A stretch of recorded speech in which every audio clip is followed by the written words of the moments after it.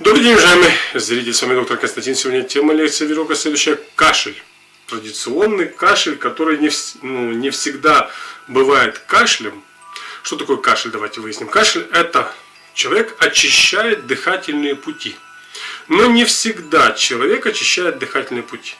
Когда он приходит на диагностику к специалисту и его консультируют, глубоко, не поверхностно консультируют, не пользуются своим авторитетом врачебным, а все-таки выясняют, откуда кашель, то порой бывает, человек указывает парадоксальные вещи, которые описать практически невозможно. Но передать по видео это можно. Итак, внимание, мы знаем, что контролирует меридиан легких, внутренний канал. Пожалуйста, обратите внимание. И иногда человек приходит и говорит: вы знаете, у меня кашель. Когда человек задает вопрос: а что у тебя при кашле болит? То вы знаете, содрогается живот. Вот вам, пожалуйста, и ответ. Что же кашляет? Кашляют внутренние органы живота. Можете посчитать это какой-то басней, какой-то сказкой.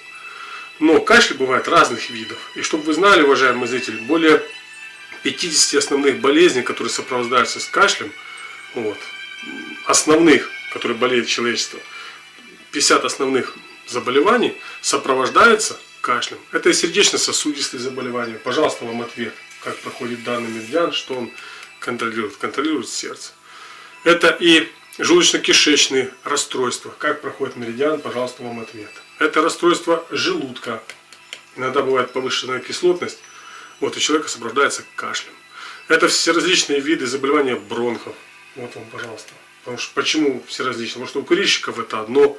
Кашель выводит никотин. Если бы он не выводил бы, курильщик, может быть, уже бы давно болел бы тяжелым заболеванием. А так скажите спасибо кашлю. Это своеобразный иммунитет организма, который выводит те или иные информационные потоки, которые человек даже не может усвоить.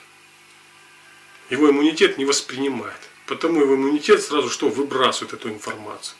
Но поверьте моему опыту многолетнему, что и кашляют и почки, и поджелудочные, и печень, и сердце.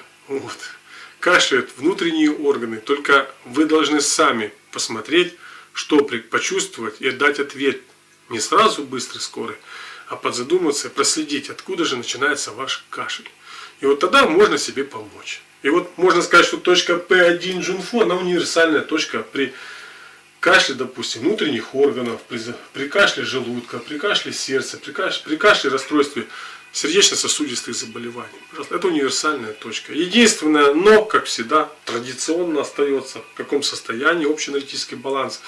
Либо слабый баланс порождает этот кашель, либо воспалительный процесс в меридианах порождает кашель. И данную точечку нужно при воспалении расслабить ее, а при слабости протонизировать. У нас отдельно будет лекция, как мудро использовать данную точку. А в сегодняшней лекции вы познакомились, как данную точку всегда использовать при всеразличных видах кашля.